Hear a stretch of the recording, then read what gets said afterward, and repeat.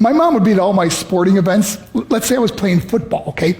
My mother would be on the sidelines, and if the play on the field started going one way, my mother would run along like, Mark, get him! I'd be like, oh my gosh. I'd get in the huddle with the other guys. They go, Mark, is that your mother? I go, no, I never saw her before in my life. See, the greatest gift my mother ever gave me, she believed in me. I have overdosed on drugs on 3 occasions where I should have been dead. But I believe I was kept here for a reason. You show me your friends, I will show you your future. How do I know this? I hung out with losers, and I became the biggest loser of them all because I gave up everything I dreamt about as a little boy because of who I chose to surround myself with. My friends would drive me home at 2, 3, 4 in the morning. We'd be drunk and high, laughing in the car. We'd pull up in front of my house in New York. They go, Mark, the light's on. I go, oh man, my mother's up. See, my mom wouldn't go to bed until she knew her son was still alive. I'd walk in, she'd say, hi, Mark, how was your night? I go, it was good, Mom, I'm just gonna go to bed. She goes, can I talk to you for a minute? I go, Mom, I'm tired, I'm just gonna go to bed. She goes, Mark, I haven't seen you all day and all night. Can I please talk to you? I said, man, just leave me alone. You bug me. I'd slam my bedroom door on the one person who believed in me. I was on a worldwide tour and we were wrestling overseas in Japan. After my wrestling match, I went upstairs in my hotel room and I fell asleep. There was a knock at my door at 3 o'clock in the morning. I got out of bed and I looked through the safety window and I could see it was a Japanese promoter. So I opened the door and he said, Mark, you need to call home. There's been an emergency. I went and got on the hotel room phone. I called back to the United States. I said, hey, what's going on? They said, Mark, I don't know how to tell you this. I said, just tell me what happened.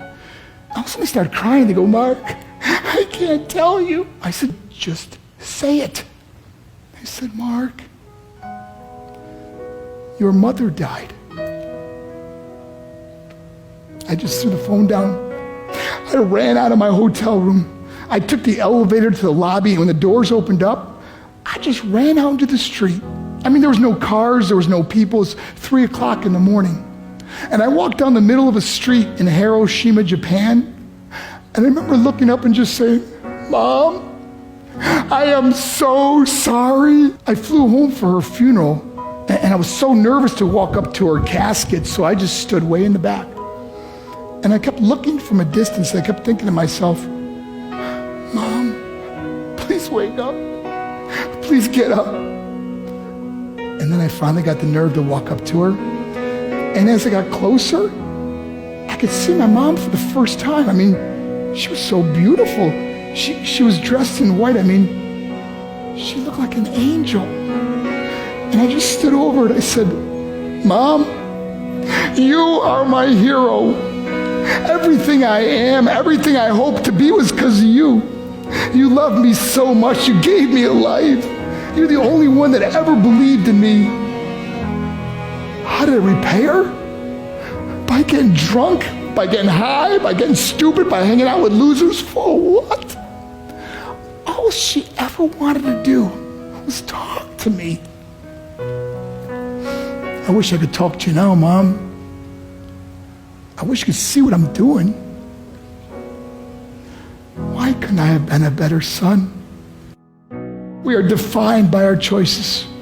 But if you surround yourself with people involved in drugs and alcohol and pills, it's a dead end. I'm not here to preach to you. I'm here to tell you I lived that life. It leads to broken hearts, broken relationships, broken dreams, and death. For what? To get high? If you have a mother or a father, when you go home, tell them how much you love them.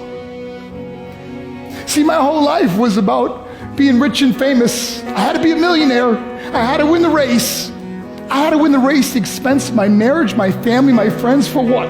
To be all alone in the world? I learned what is truly important, and that is how precious this gift of life is, and our families, and how quickly it can be taken away. See, I no longer live in time, I live in moments. See, it's not what's in your pocket that matters. It's what's in your heart that truly matters. Love Love is just a word until somebody comes along and gives it meaning. You're the meaning.